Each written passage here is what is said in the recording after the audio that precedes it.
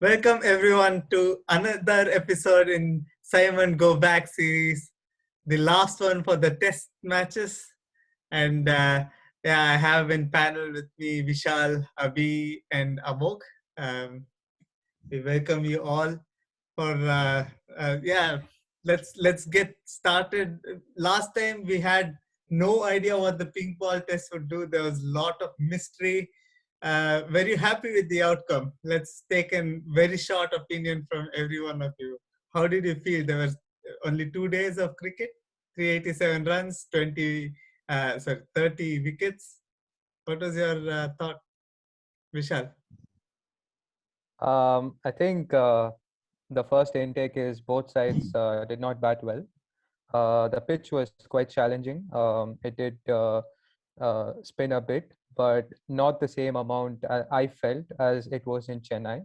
The pink ball, as we know, is quite different to the red ball, and I think that played a role in batsmen getting out.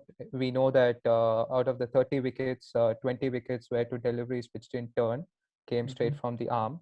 And I think it has got to do with how the pink ball is manufactured and the extra lacquer coating on it. And also it is quite harder when compared to the red ball. Uh, so the ball did make a difference in my opinion, and the pitch also was a little different. In Chennai, we used the black clay wicket in the second test match, but in Ahmedabad for the third test, we used a red soil surface, which and because of this, the surface was faster. So yeah, quite different. And I think these two factors led uh, the test match to get over in 2 days. Yeah. Yeah, there was mystery. I think the mystery was also for the batsmen. Quickly, Amog, what did you think?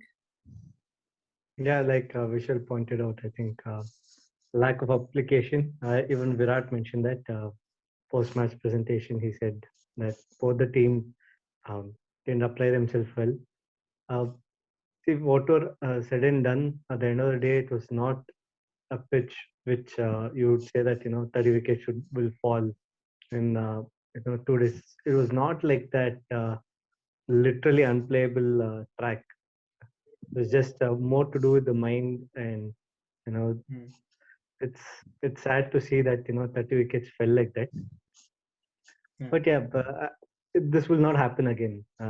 Definitely, this match, even if it is even more vicious turning pitch, I'm pretty sure it'll drag on to 3 days no matter what. Okay, let's. I'll pose a slightly different one for you, Abhi. So far, we have had two pink ball test matches in India, both hardly lasting 2 days. The first one, 2 days and a few minutes. Um, and the first match was largely pace dominated. This one completely spin dominated. What do you make of the pink ball in India? Is it, yeah, I guess it's more to do with the mindset of the batsman, right? So probably they'll be thinking too much on what the pink ball might do, not necessarily what it does. And also, the pitch doesn't actually come into the picture. It's more to do with how the batsmen are thinking. They failed to pick the straighter ones in the last game, right? So Mm, I guess it has an huge effect. But one number which I'll be remembering from the last test match is 387, which happens to be our door number. So, nah, but apart from that, I guess it's like facing what I felt. It's like facing flippers from leg spinners. Like you're just facing those. So yes, they need to face a lot of such from any bowling coach. Both the teams will have to do that whenever there's a pink ball test match. okay. It just goes to show we are in new territory, and no one, not even the ball manufacturers, know what what the outcome would be. Uh, but this match was also a lot of firsts. We had the first match in a brand new stadium. Oh, the saucer looks so good, especially under lights. But we also had a couple of achievements. First was Ishant Sharma, his 100th test match. he hit a sixer and he also took a wicket. Let's go, Amok. What do you feel about this achievements? A few words on Yeah, yeah. On the last video also I mentioned about it. 100 test matches for a fast bowler means it's got to do with the longevity on the terrain that he has to do that. It goes to show that he has a lot of hunger. You can easily wither away, and that's what has happened to Indian fast bowlers. I Mhm. mean, imagine someone like Javagal Srinath, Venkatesh Prasad, who have all played Zahir Khan. Zahir Khan is probably the only other one in the recent times, if you just take out the list of names. He's the only one who uh, was there for that long. So it's the longevity. I mentioned this in the last video as well that the spell that he bowled to Ricky Ponting feels like it's a long, long, long time ago. I Yeah, mean, Ricky Ponting's retired and he's a coach now to the same place where Ishant Sharma is in a part of the IPL. So that's how much the time has gone by, but his hunger has not gone. And correct. that is a rich dividend for his 100 test match. And I mean, the entire India is proud to have a bowler like him. It's yeah, it's a great And achievement. he's still Still young. 32, right? Yes, yes.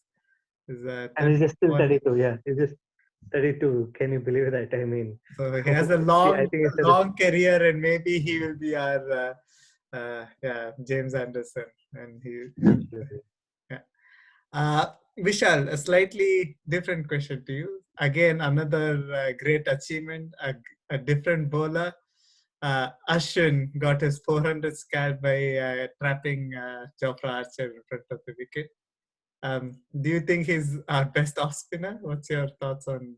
Uh, yeah. Well, he's probably one of the best off spinners of our generation, right? So it's him and Nathan Lyon in our generation who have been the best two bowlers, at least best two off spinners. And Ashwin's record is phenomenal, right? He is 400 wickets in 70 odd test matches, and his average is outstanding. So, Yeah. well, is we cannot like just talk about his records here. The amount of wickets that he's got on Indian surfaces, like, and he's also improved bowling overseas. He bowled really well in Australia, and he also bowled well in the last tour to England. So he's improving as well. So I hope that he gets to 500 Test wickets. Let's see how that goes. But he's been a phenomenal bowler for us for the last 10 years. Okay. Yeah, I'm sure he will go on to cross the 500 mark, and I'm sure we'll also see some more centuries from him. Yeah. Abhi, to you, there was a new guy in the team who just seems to be liking to get those fifers. There have been 4 innings he has bowled, and he has gotten a fifer in 3 of them. You just think we found a diamond in a rough in Akshat Patel. Yes, absolutely. Like to like replacement, there was we were missing Jaddu, and as Virat mentioned, there's something with Gujaratis and picking those 5 wickets, right? So and look, the previous game it was played in Chennai. The local boy picked the man of the match, so probably it was like it's my turn now. Now I need to pick that man of the match. So that's how it's it shows the character like you don't depend on one person Yeah. when you have a chance perform, so that's what makes a team a champion team, and we are heading there. So Akshay Patel was really good, especially in the first innings. I felt he used those arm ball really well Mm. and pick those wickets. So if you see, he was trapping the batsman in such a way, used to bowl those two cutters and then bowl a straighter one. Absolutely great bowling there. I agree. There was a point where he was outshining even Ashwin, and it looked like he was the senior boy with more experience. Also, it was only 2 match experience. What I That's would like to what I would like to add is sorry to cut you there. What I would like to add is um he's very much like Jadeja, his style of bowling. The advantage that Akshar Patel has is his height. he uses his height for a very good advantage. I mean, the angle that he creates uh, was a, was a reason why I think England were like bunnies to them. He was just picking them like as easy as that. It was too easy for him. Um, they hardly pose any threat, and I don't think it's going to change at least in this Test match. Okay. Yeah, I think we have covered the last test match extensively. For a 2-day test match, I think we've done a lot of justice. Uh, let's move further to the final match of this test series. We are locked at 2-1. A victory would always help India, and yeah, we would like to see the 3-1. Gentlemen, my question to you guys is very simple. Um, what are the changes that you expect in the team? We know Bumrah is off due to some personal reasons, so he's been granted some leave. Any changes apart from the first one? Vishal, you can take this. I don't think so. I think Umesh Yadav comes in instead of Bumrah, Okay. or Siraj comes instead of Bumrah. Apart from that, the team would remain the same for this test. Mhm. Yeah. What about what about you, Abhi? Abhi?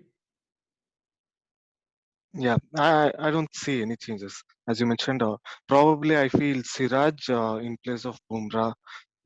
That's the only change. And as you mentioned, the force change. Yeah. And Amok? Yeah, I mean, I would also like to keep up with the same team, but there are reports saying that Kuldeep Yadav might be given a chance ahead of Washington Sundar. Mhm. I mean, I really don't see the need for it too, because the role of a third spinner is being very, very less. And so you might as well go with the batsman, and that was the mindset behind the previous match. And if you're going to drop Washington Sundar because he failed to play one innings, then that would be a poor choice to do. So Yeah. just stick to the same team. He's been brilliant with the bat. He'll definitely contribute.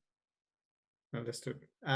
Maybe one final question. I think this is again for all three of you. What is that one thing you want to see in the last match? Something from as an Indian perspective, was that one performance that you would like? Abhi, you can start off with this one. 71st run by skipper Virat. Okay. It's been a long wait. Uh, that's 400 because days. of the 400. standards. Yeah, that's because of the standards he has set. Uh, if you look, we are talking at some stage. We're talking about his form, saying that there's a dip in his form, but he still averages 60, and he still has 370 plus scores in last 10 innings. But the standards he has set, I guess we're waiting for that 71st run. Okay, that's true. I think somewhere we look at these figures and averages are not enough. We also want to break the records of centuries and these big daddy hundreds that Rohit is now producing for us. Amog, what about you? Was Yeah, the like one achievement you want? like Abhi said, obviously, I would be extremely happy if it was Virat Kohli. But if not Virat, I would want it to be anyone other than Rohit Sharma. See Pujara, if you see Pujara, you see Rahane, all of them are due. All of them. I don't remember the last time Pujara has hit 100 in India. I don't remember the last time Rahane has hit 100 in India. They're all a really long time ago. First of all, 2020 was a year which we have to not consider. But if you True. take that year out, still it's been quite some time. Especially all these players are your most dependable players.